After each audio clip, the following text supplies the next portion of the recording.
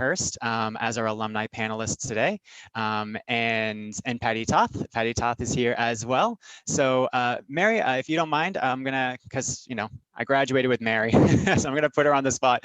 Mary, if you don't mind going first, I'll ask you just to introduce yourself and share just a little bit about what you're doing now in New York. Yeah, I'm Mary Hearst, and I graduated, as Andrew said, 15 years ago. We missed our 15-year reunion, so I can imagine our 20-year reunion is going to be amazing. And I have been in New York ever since I graduated. I'm currently the VP of e-commerce at Oatly. So for those of you that don't know, it's the oat milk company. We had a Super Bowl ad 2 weeks ago. Hope you saw it. It was a lot of fun. And I have spent the last 15 years primarily in the retail industry, and I've just switched to CPG, but my background is really in e-commerce and digital marketing. Wonderful. Thank you, Mary. Andrew, if you don't mind, I'll ask you to go next. Thank you, Andrew. It's great to be here, everybody. Thanks for having me. It's also great to see Mary and Andrew, because the three of us were tour guides together. We were just sharing. And I do like to come back to Stonehill once in a while. Graduated in 2006. My major was biochemistry. Then I went to grad school in New York City at John Jay College. I got my graduate degree in forensic science with a specialty in molecular biology. And then I went down to Virginia. I did a postdoc at the FBI laboratory for about a year. And then I came back to New York City 8 years ago. Since then, I've been working at the New York City office of the Chief Medical Examiner. We are the largest forensic DNA laboratory serving the public in the entire world. We handle all the DNA testing for the New York City Police Department. So the types of testing that we do often comes from cases like homicides, sex crimes, property crimes, missing persons. And we also have a team of scientists dedicated to identifying World Trade Center victims still. So it's a very gratifying place to work. I really like the work I do. And one of the good things about this field is that my background that I got from Stonehill and John Jay enables me to teach on the side. So I teach molecular biology and forensic biology at a few schools.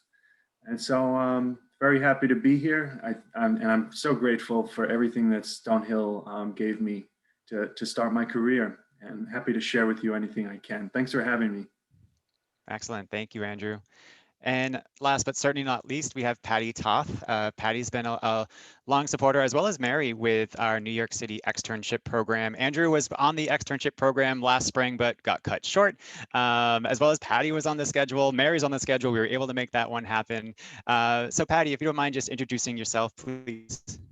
Sure. Thank you very much. And after listening to Mary, who's working in probably the hottest field, the non-dairy milk products, shall we say, which everybody now drinks, and Andrew, who certainly just blows us all out of the water with his job, I'm really boring.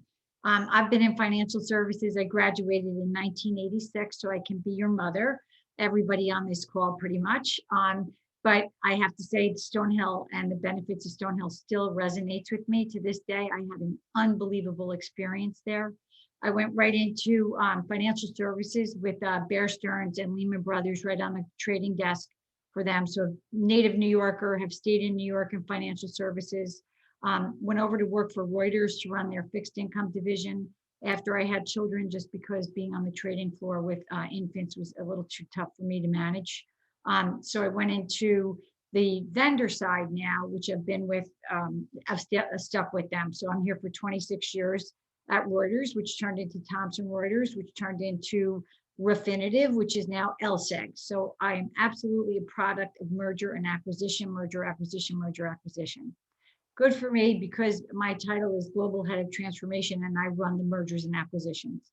So very exciting. We just closed on this London Stock Exchange buying us about 2 weeks ago. So it's absolutely chaotic right now. And I only have until 12:30 because I have to be in front of some PE teams to talk about where we are and how we're doing with integration. So apologies up front for cutting the meeting short on my side. It is very nice to be here, and thank you for inviting me.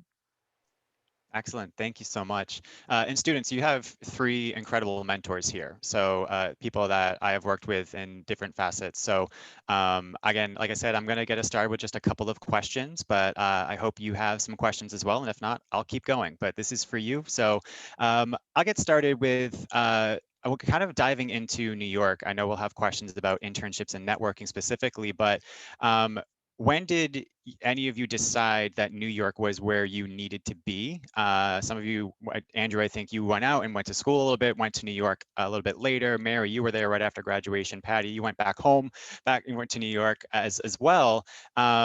So were there any specific considerations leaving Stonehill before going to New York that you had to make in order to feel prepared for such a move? I decided when I was 8 years old that I wanted to live in New York City after college. So I'm a little bit different probably than most people, but my family's from New York. I grew up in Miami, and when I was in Miami, I always wanted the big city life. I actually had the reverse of trying to decide if I wanted to stay a year in Boston or to move to New York immediately.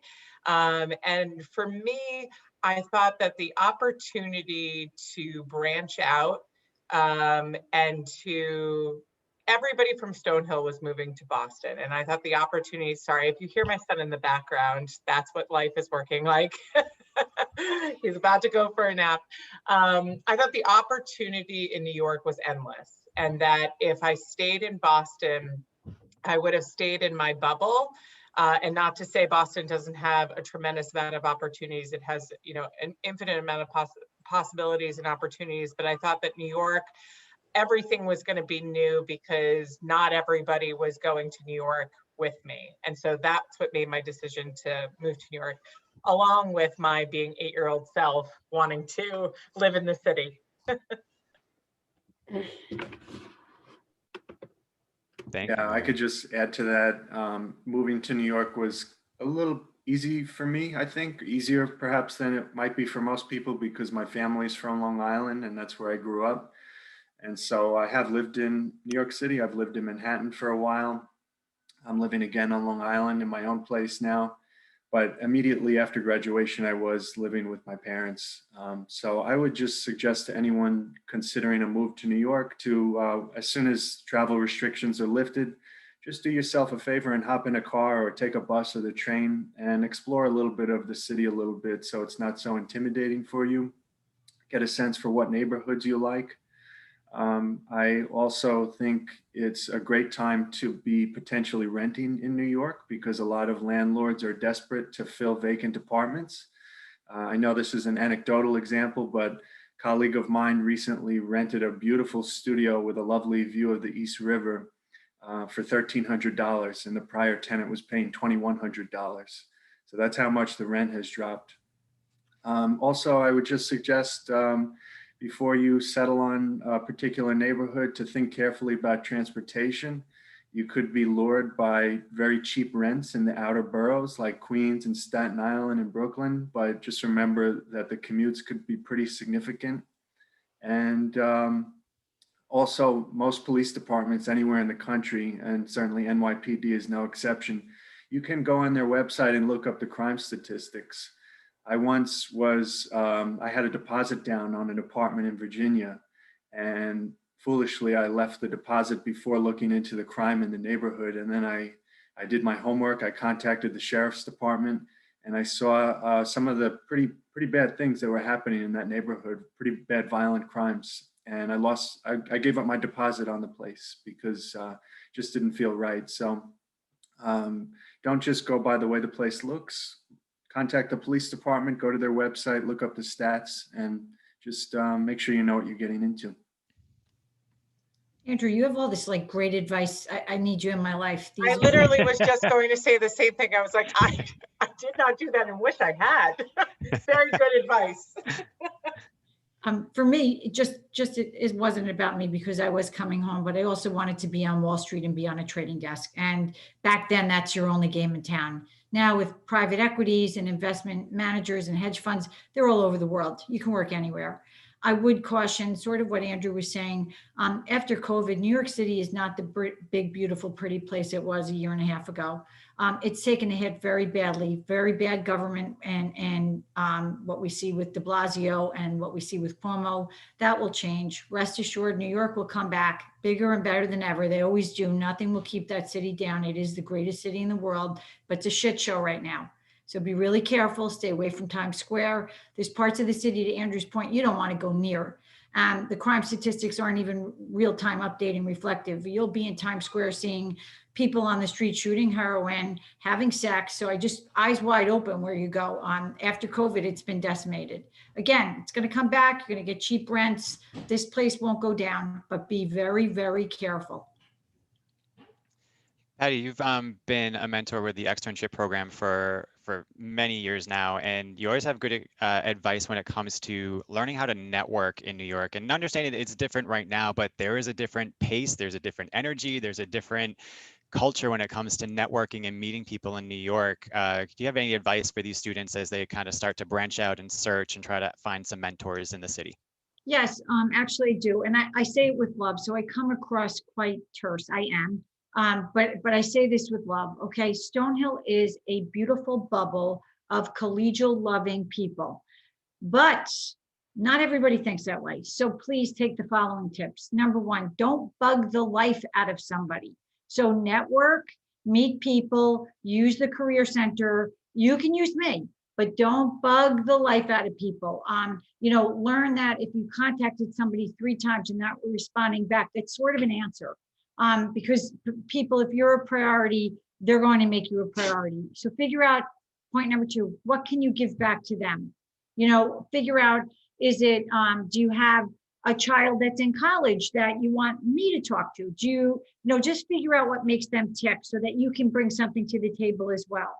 The third thing is there's a difference between a coach/mentor and a sponsor. You really want to tip from coach, mentor into sponsorship.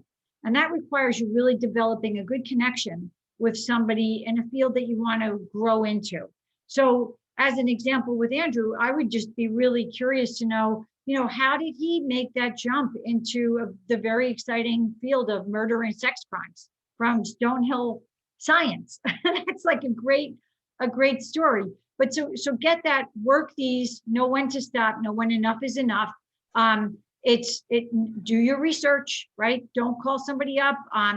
Go on LinkedIn. It's such a powerful tool. Go on LinkedIn. I see that Patty, you're at Refinitiv, you're an M&A. You really like that. Can you tell me about that? I'm going to give somebody my time. You know why? You did a little research on me. You're playing a little bit into my ego, and make no mistake about it, that works for everybody.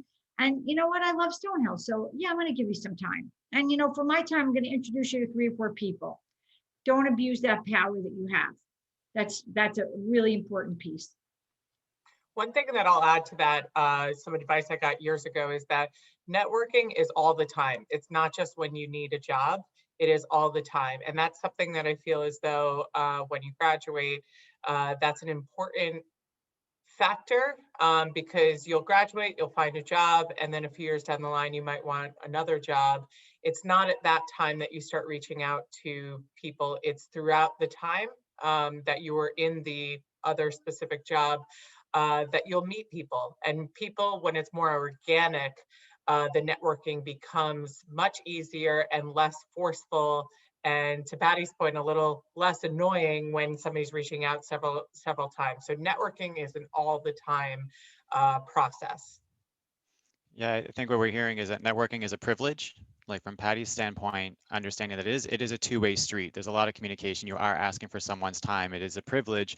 And from Mary's point as well, it's a responsibility. It's incremental. It's something that grows and develops. It's not something that you go to a networking workshop and all of a sudden you got it. It's something that's uncomfortable for some of us, but it is necessary. So if you're an introvert like me, set small goals, set small little identifiable goals for you to kind of keep you moving forward, because networking for me, it's part of my world right now, but I have to do it in a way that plays to my strengths and limits the ways my weaknesses play into it as well. So Andrew, Thank you you. don't seem introverted whatsoever, so I. Because we're in Zoom, because I'm sitting in my guest room right now. That's You why. have, no, you have great presence. This is, Thank you. don't I worry about appreciate your that. Thank you. Let me see. Open it up to the students. Again, I have some questions as well, but to the students, anyone want to be brave and ask a question from one of our panelists before I jump back in? I have a quick question. Go ahead, Nicole. I know you guys say you all love living in New York City, but what would probably be like the most beneficial thing about living in New York City rather than other areas? There's no city in the world like it. Museums, restaurants, people are great. You can't, until you go down there and you see it in motion, there's nothing like it. And the opportunity and the introductions and the engagement for, especially for young single people or young, people that are just, let's go to this museum today, or let's try that play today, or let's walk on the High Line today. It's a whole big playground for adults and have a little money from work, and life is fun. I actually have some idea what you're talking about because my family usually goes down there every year, like right around Christmas. But how exactly are all those opportunities like affected with COVID still running rampant over there? That's why we couldn't go this year because we were afraid of COVID. You were smart not to go. They're all affected.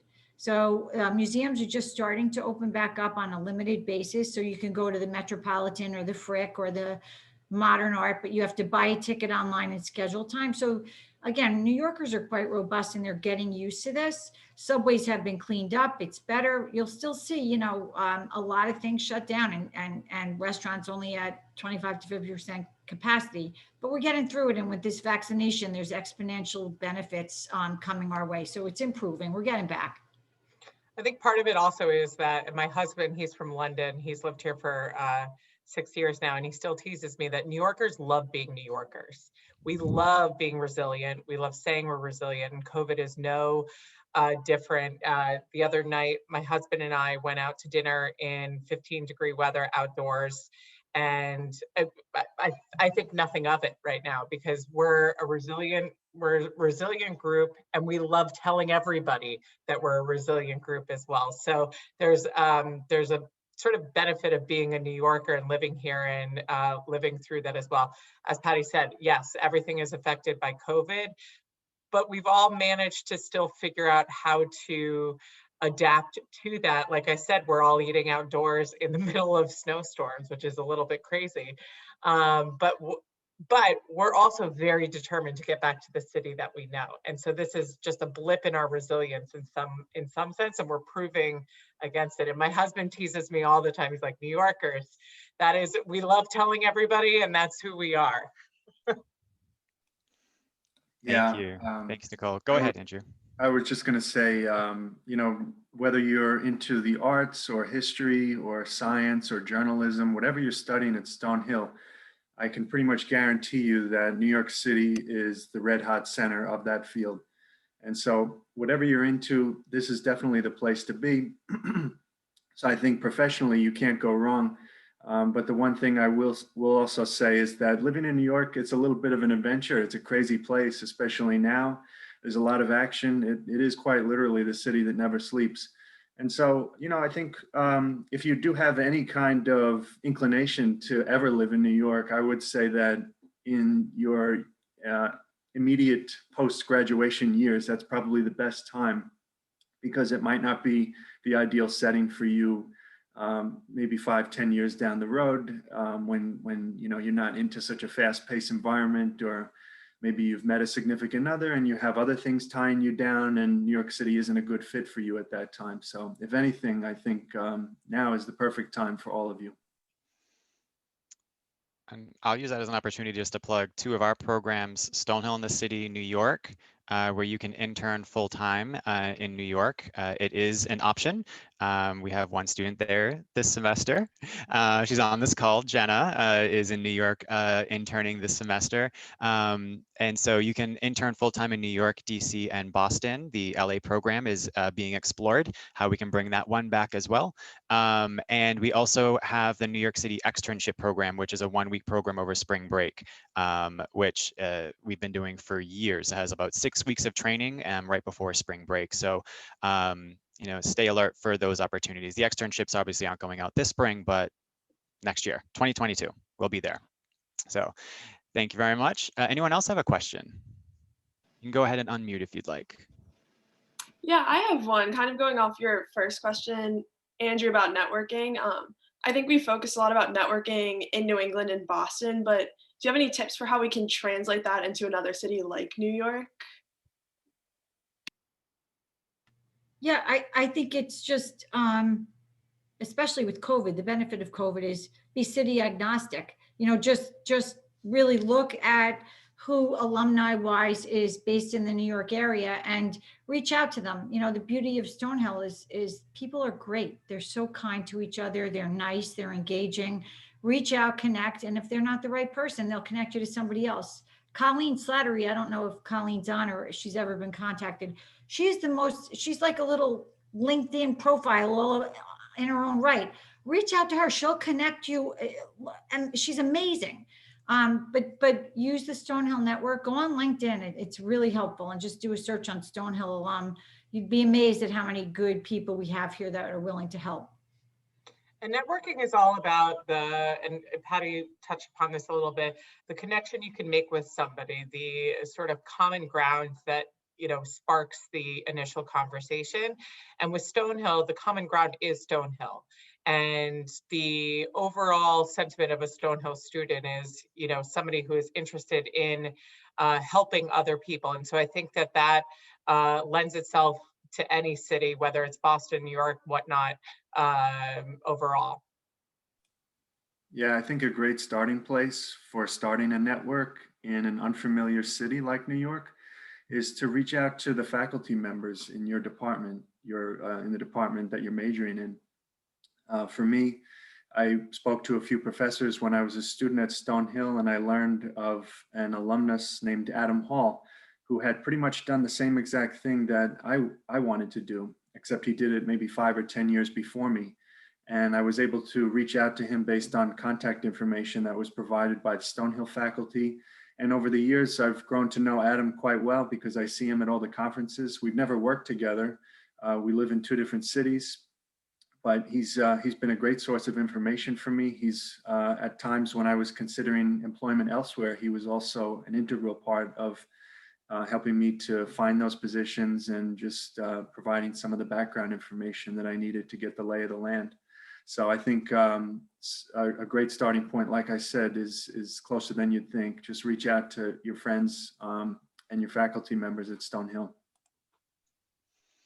I think a helpful hint with that is if you are reaching out to someone on LinkedIn, when you reach out to connect, you have an opportunity to add a note. Do not send the default message. Always, always, always add a note. And you just quickly introduce yourself and say, I would love to ask you a few questions about your career path. Do you have a half hour at some point over the next 2 weeks? You're not asking for a job, you're not asking for an internship yet, but you're asking for just 30 minutes of their time at some point over the next 2 weeks. It gives them a nice little window, a nice action item to for them to respond to. And then you can set up a Zoom call, a phone call, Skype, whatever, and just spend 20, 30 minutes asking them some great questions that you've researched on their LinkedIn profile or their company website or what have you. So any other questions?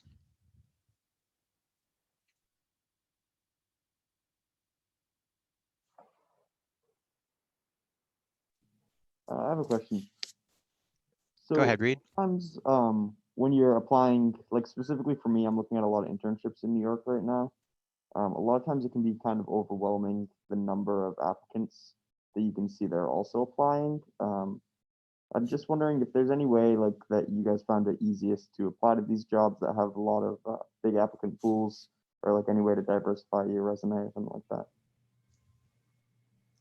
I think it's important that you try to find somebody in the organization that you're applying to, so that you can connect that way. Because, I just saw a bunch of posts for Google around jobs that they're hiring for. And you guys are very lucky, right? The economy is in a very good shape. We are growing, we are hiring. There are jobs out there. So it's good.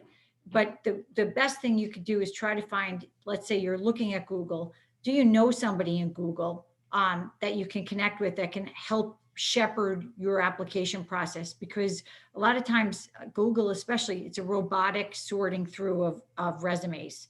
So it's hard to know. Hard to know the process unless you have somebody in the inside that can help you. I also would say as a recommendation to ignore that number. I just hired 2 jobs for Oatly, and I think both jobs had 950 candidates. I went through 950 resumes. So there are companies that actually do go through every single resume, and one person did get the job. So you could be the one out of 950. There was 6 amazing candidates for one of the jobs, and one person got the job. They were 1 out of 950. One person did get that. 2 who were excellent, and I actually reached out to them, although they didn't get the job, and said, we'd love to keep you in the pipeline for when something else opens up. So my recommendation is to ignore the number mentally for yourself, because there are going to be a lot of candidates, but it could be you. That's that 1 out of 950. And so just mentally getting yourself in the confidence game, I think, is huge. Yeah, I just want to emphasize what Patty and Mary both said. I think having somebody on the inside is definitely a helpful thing. I know from myself at my agency, we deal with a lot of really, really qualified scientists and science applicants, but if they don't have particular keywords on their application, then their application is not going to be picked up by the algorithms that human resources use to filter the applications. Because unlike Mary's company, that's very nice that they're able to manually go through so many, but a lot of big companies won't. And so you need to think carefully about what are the keywords that you're using, what are the sound bites that you're using on your resume that are going to allow your resume to filter as far down the pipeline as possible. And then also, I would just say what Mary said is really, really important. I don't care if you're applying to be a business person or a scientist or a journalist, whatever. Pretty much one of the top qualifications that your company is going to be looking at is if you're a confident person. They don't want somebody who's going to come in with the attitude like, oh, I'm just a number. There's nothing special about me. There's got to be somebody better, out there. But I'll go through the motions here. You got to go in there. You got to be like an Indiana Jones, and you got to really just build yourself up, and you have to go in with the attitude that you are the best person, and you're going to convince them of that. I think one of Patty's points earlier is that Stonehill is a comfortable bubble, and it is. We have to honor that. We have to know that it is a supportive community. We don't compete for the A. We hold the doors for each other. It's a really wonderful place. But what happens is sometimes Stonehill students self-reject. They pull themselves out of the running, or they don't even throw their hat in the ring, and that's not okay. Don't you say no. Let the employer say no. You don't know what's going on behind the scenes. You don't know how long it's going to take to read resumes, but don't self-reject. Put your hat in the ring. Your resume and cover letter, you should have some good templates up and running already. It's going to take you 10 minutes of your time to tweak it, specialize it, customize it, make sure it's really aligned with that opportunity, and then send it in. It's worth the 10 minutes or even more if you decide to go a step further and really find the champion at that organization, which we always recommend. So go for it. Absolutely go for it. Andrew, you're so spot on. So is Mary and Andrew too. This has been delightful, and I have to cut off after this, but just want to throw it out there. I'm on LinkedIn. You have my work email. Anybody can reach out to me. But please take what Andrew's alluding to, Leahy, very seriously. It is a gladiator battle out there. There are jobs. Don't be Stonehill nice. Don't be complacent. Don't be Pollyanna-ish. Get hungry. Right? Get hungry and get in there. You know enough. You're as good as everybody else out there. I don't care if you're up against somebody with Harvard. That means nothing. I hire, and I don't like Ivy League entitlement. So I'm really, really looking for somebody that's really fucking hungry. Get that across. That's what you want. Hunger is more important than any sort of Ivy League education. So please take what these people are saying. They're right. Thank you, Patty. Sorry about my language. Not at all. Love it, Patty. It's a real Patty Toth experience now. This is great. Welcome to New York, guys. Patty, thank you so much for your time today. Good luck. Thank you. Patty. Bye. Yeah, and I'll just say to everybody that I actually got a job during COVID. So there are jobs out there. I've now been at There are. Oatly for 5 months. And the reason I got my job at Oatly, I wanted it so badly. And I showed up to the interviews as confident as I had ever been in any interview before, but I wanted it. And so the hunger of wanting something, whether it's your dream job or just the job that you found and you need a job, because that does happen, going after it and saying you are the person and you are going to work so damn hard when you get there sells far more than I have all the check boxes on paper. It's because people want somebody that's going to come in and run things and get the job done versus somebody that they're going to have to look over and just because they have exactly what's ticked on the boxes essentially. But I just want to make sure everybody knows, because this is something that I have heard a lot. There are tons of jobs despite the fact that there's COVID. There are tons of e-commerce jobs. That's the business I'm in. And so COVID should not be a deterrent factor to your next step in finding a job or an internship for that matter. Totally agree. I know Andrew made a point about the language on your resume and the skills and that sort of thing, and that is important. The job description or the internship posting, that's your cheat sheet. They are telling you on that what skills they want, what strengths they want, what software they want you to be hopefully familiar with. Use that same language, mimic their language on the resume and cover letter that you're tweaking before you submit it. This is especially important with state jobs and government jobs. A lot of times there is someone reviewing that resume, but they are comparing it against the actual job description and they are actually checking off vocabulary. How many of those boxes are you literally checking off? So vocabulary matters. So that's when we say you can't just send the same resume and cover letter to every organization. You've got to do some aligning. You've got to do a little bit of changing and tweaking to make sure it's really using the same language that that organization is looking for. And it's painful, but damn, it feels really good when you get the job. Yeah, and I'll just add, do some basic homework. It only takes 5 minutes as you're preparing an application for a job or an internship, but do some basic homework and go on the website of the company or the agency that you're applying for and look at some basic stuff that you can, like Andrew said, include in your cover letter. What is the mission of this company? What are their values? These are all very basic pieces of information that are going to be included on the company website, and you can customize the language in your cover letter so that you're hitting all those points. Reed, great question. Thank you. Anyone else have a question?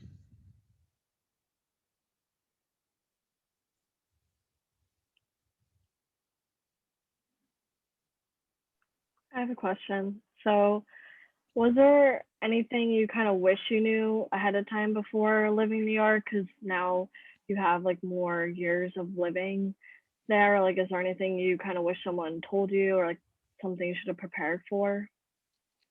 I think this is a common question for students who are not like from New York or not as familiar with New York. It is very different budgeting, rents. I mean, Andrew, when you put out those numbers earlier, it was like $2,100 for a studio. Now it's $1,300, and that's still okay. But it is very different. And so a lot of times students, when you go, if you're looking for jobs in New York, make sure when you're doing that salary negotiation, you research salaries in New York City. If you do a job in New York versus a job in Boston, you could be looking at a $20,000 difference. A lot of that's going to go to rent, but there's major differences here. So Jenna, I think that's a fantastic question. So Mary, Andrew, when you got established and moved to New York, what are some of those tips and tricks to making it work? Yeah, that's an excellent question. I wish I knew how to budget when I was 22. I'm now like the most budgeted person because I had a lot of fun in my early 20s. And it wasn't good for me financially. So I had a lot of fun, but I think what I wish I knew was how to financially make it all work, how to have fun, how to have the apartment in New York City, how to have my job, but still how to have a savings. I don't think I had a savings at 23 years old or whatnot. And so a few different things that I'll recommend. Number one, learn how to have a budget. I have a budget spreadsheet now that's like nothing else you've ever seen. It's quite in depth, but whether it's in depth or not in depth, having a budget spreadsheet and sticking to it. The second is auto deposit to a bank account that you don't have access to. I literally have a second bank account that I don't have an ATM card. I don't have, it's in New Jersey. I have to like take a train to get the money, but I will tell you that that was one of the most genius things I've done for myself in terms of budgeting and saving. And in my 20s, I had to do that to myself. And here I am now at 37, and it was a very good decision. The third is, and this isn't for everybody, but get a side hustle. Side hustles are one of the bigger things. You know, I'm quite prominent in my career and have been for quite some time now. In my 20s, I babysat every Saturday night before I went out with my friends. I have a side feng shui consultancy business now, but a lot of people have side hustles that have the ability to either fall back on or mentally get you through the stressful times within your job. Like for me, I need that as a mental thing more than I need it as a financial thing. And for me, it gives me sort of an outlet. So just 3 recommendations that I have. But again, what I wish I knew was how it's expensive no matter where you go, and the salary most likely reflects the expenses. It's you being able to manage it within your own life. Yeah, that's great advice, Mary. And not too much I can add to that. I'll just say I was in a little bit of a different situation, I think, because I came to New York to be a graduate student. I didn't have a job offer that I was starting. So I had a really, really limited budget. I think as a graduate student, I was allotted a $20,000 a year stipend. So that was pretty much just enough to buy my train ticket wherever I was living, maybe some basic food and my books. So fortunately, I had that safety net of my family living on Long Island, so I was able to live with them and save a little bit and apply most of my stipend to things that I really needed it for. But had I had a bigger income, I think one of the things that I would have thought more carefully about is balancing the need to have a realistic rent versus the need to want to have a short commute. Because at that time, I lived 2 hours away from New York City on Long Island. And you can do an externship like a lot of you may have done or are planning to do. You can do that for a week and you might have a long commute for that week. And you could say, yeah, that was no big deal.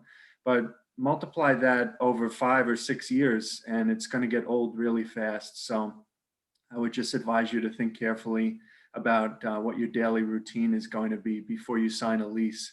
Look carefully at the transportation options.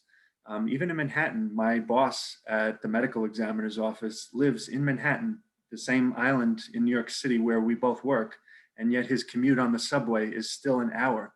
So he's living and working in Manhattan, but he's still traveling an hour to work. So think about those things. Look at the mass transportation that's around where you're going to be living. What are there any express lines? And do a commute, do a practice run, and see how it goes. Thank you. A direct deposit is your friend for sure. Mary, I do the same thing. My savings is in a bank in my hometown. It's that old-fashioned like passbook. Like I have to go with my license to get any money out. The money out. Yep. And I like shame myself if I have to go and do that. It's like you should not be touching this money. Anyone else have a question? Great question so far, everyone. Thank you so much for those of you that have contributed. But anyone else have a question? I have a question. Go ahead, How Brenna. Thank you. COVID impacted like networking in person and connecting with like possible employers in person?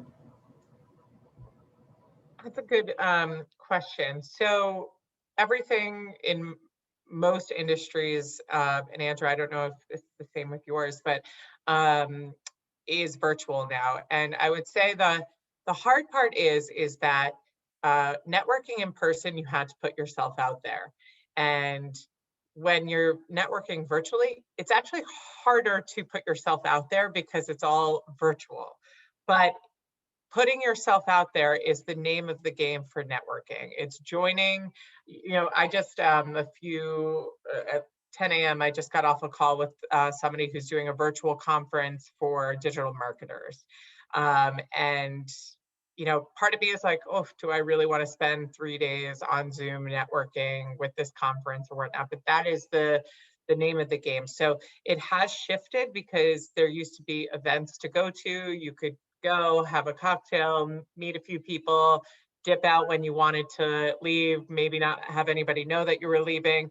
When you're virtual, you're kind of there, and you're there with those people. It's also become a little bit different, because it could be awkward, like everyone has to speak.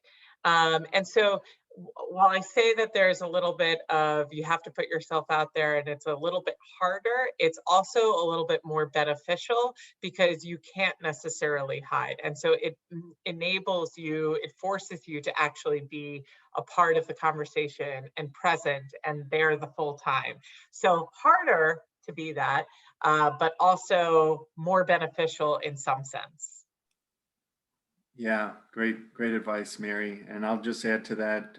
In my field, I do feel bad for a lot of students who are up and coming forensic scientists or aspiring forensic scientists, because my lab usually at any given time has quite a number of interns, because we realize that students need that for school credit, and we realize it's an important way for them to get a feel for the career path that they're choosing. So it's unfortunate that we're not able to open our doors to visitors right now, so we don't have any interns. But I do teach and I interact a lot with students. And I have to say, a lot of my students have, I think, been making other accommodations, like Mary had said, that have been equally important. I guess you could argue there's no substitute for an internship, but one thing my students have been doing, which I think has been great, is that there are big national forensic science conferences that happen each year. And usually these conferences are held all over the country. Usually they happen 2 or 3 times a year. And typically it's very challenging for students to go to them, because the registration fee for the conference is $300, and then you have to do airfare and hotel, and it's quite expensive. But now a lot of these organizations, at least for this past year, are doing virtual conferences. And so a lot of my students have been able to participate in them, because they don't have all these expenses that are associated with in-person attendance. And yet they're still able to interact with so many professionals in the field and continue to grow their network. And I also think that attending these conferences is a great way to add talking points to potential interviews that you have. You can name drop a particular conference that you went and talk about some talks that you heard there and people you met. And it shows, that's what an employer wants to see, is that you're actively immersed in the field. And I think, that kind of engagement really shows that. So even if, just do your best to adapt and think of alternatives if you hit a roadblock with an internship or something like that that may not seem feasible.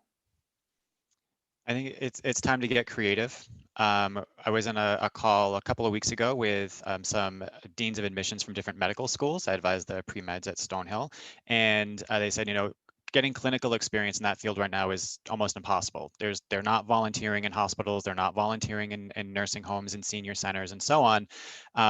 The thing is, it's a level playing field. The entire country has been impacted by this, and right now things are opening up maybe in different paces. Don't get me wrong, there are internships out there, not just remote. There are internships and jobs out there. However, if you keep hitting this roadblock that you're not getting something, get creative. To Andrew's point, are there other things you can be doing? Are there virtual conferences? Are there virtual webinars that you can maybe add into your resume or pull into a cover letter to say, here's how I've kept myself on the trends of what's going on out there. For my pre-meds, if they've not worked with children before, they need to know what it's like to work with a 3rd grader and a 5th grader. So do some virtual tutoring and understand the difference in that child's development and how they communicate and how they take in information, especially when they're not feeling well or feeling confident in something.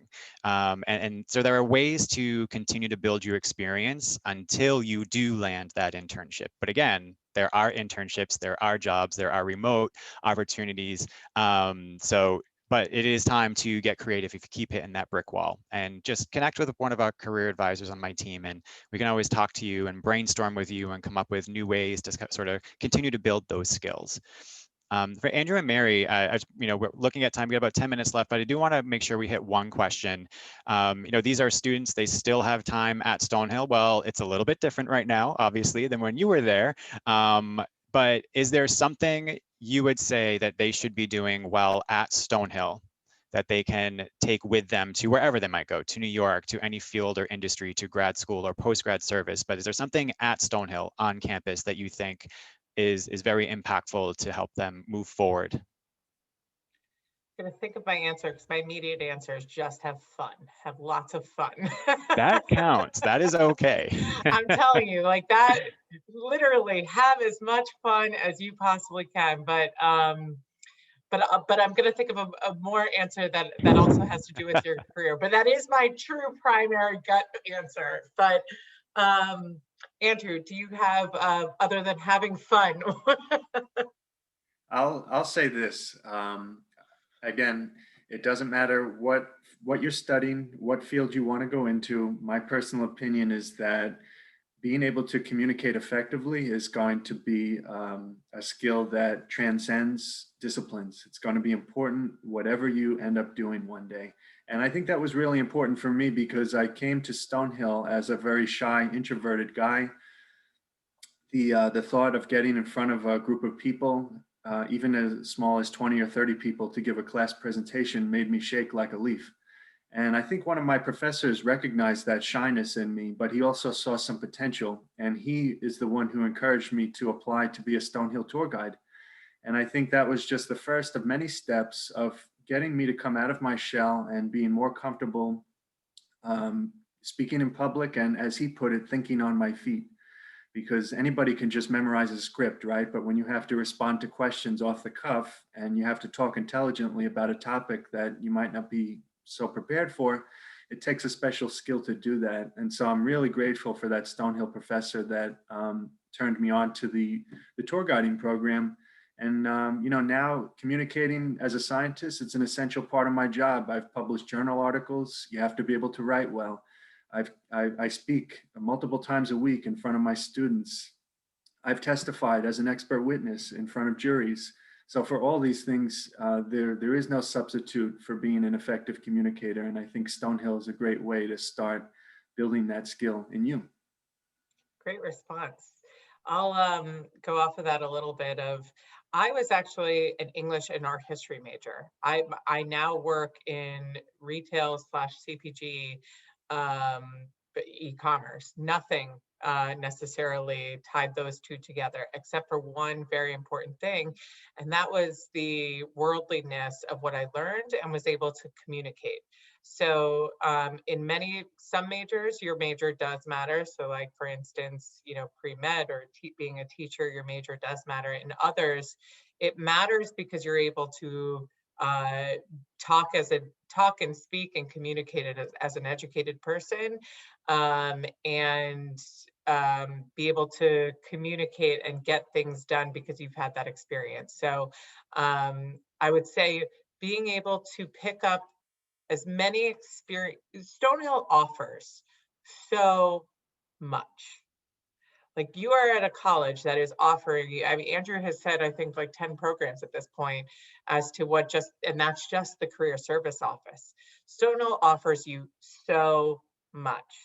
Picking up on those things makes you an experienced person in any job or anything that you do in life thereafter. And so take advantage of all that Stonehill is offering you and all the experiences that you can get.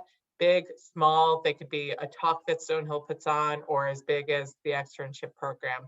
But those allow you to really function, for lack of a better word, as a growing adult within the working world, essentially. Thank you. And especially in a time of Zoom fatigue, Zoom fatigue is real. We get it as well, students. It's not just you, and we respect it, but it can be hard to want to sign into that extra alumni panel that you're here today. And I really applaud you for it. This is optional. You saw an email or a social media post and you clicked in. So this is fantastic. But I think making time and mental space to take on these extra things and activities, especially this year, is important. You know, as we mentioned, we're all going through the pandemic together, but if you can go through the pandemic and then share how you got creative and continue to build on these skills and that sort of thing is super, super important. And they don't have to be big, grandiose things, but what did you do? What made sense for you with the space that you have, with the location you were in, with the time you had with classes and everything else, with other pressures you might be experiencing during the pandemic? There are things. So always connect with us if you want to brainstorm. So I want to be conscious of the time, both for our panelists, but I notice some students will have a 1 o'clock class. So maybe just have time for just one more question if any student has a burning question to throw out there.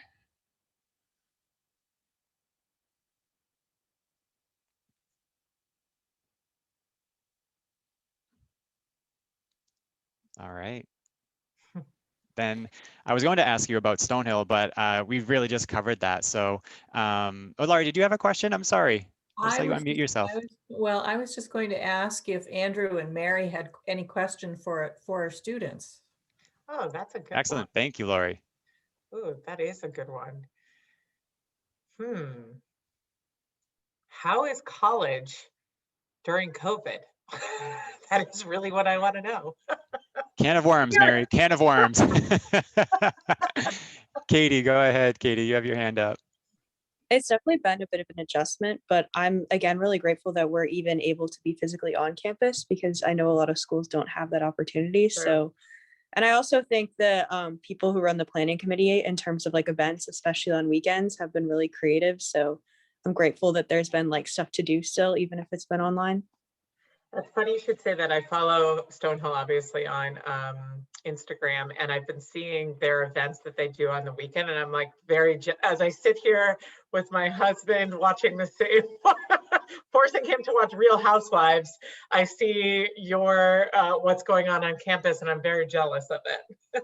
Like free fun Friday, isn't it like Friday from 1 to 4? There's always something for free, and it's usually walk away with like stuff I've seen is very impressive. a lot of free stuff this year, which is great. Yeah. Wonderful. Thank you all so much for being here. Thank you, students, and some of my colleagues that are here as well in the Zoom space. So thank you all. Thank you, Christine, for pulling this together. Students, keep your eyes open for future alumni speaker series. Christine, I don't know if you want to touch upon that quickly before we wrap up. Sure. So we have another installment coming up in March on the 24th from 12 to 1. Same thing over lunch, so you can pop in right before class. And it's called Graduating in a Tough Economy. So anyone's welcome, but we'll have a lot of great information for anyone looking for an internship right now, searching for a job, and some great ways to kind of navigate that and get started. So I hope you join us. But I also wanted to thank Andrew and Mary so much for your time today and your amazing advice. And I don't know if you had a chance to see the chat, but there have been some thank yous coming in from students, and your advice really made a big impact today. So thank you. Thanks so much for having me. Thanks for having us. Thank you. Thank you, everyone, for being here today. This has been recorded, and we'll post that and let you know where it will be, probably on our YouTube channel. And a final thank you to Andrew and Mary, classmates, and I'm so happy to have you here, and it's so good to see you again and spend some time. So thank you, everyone.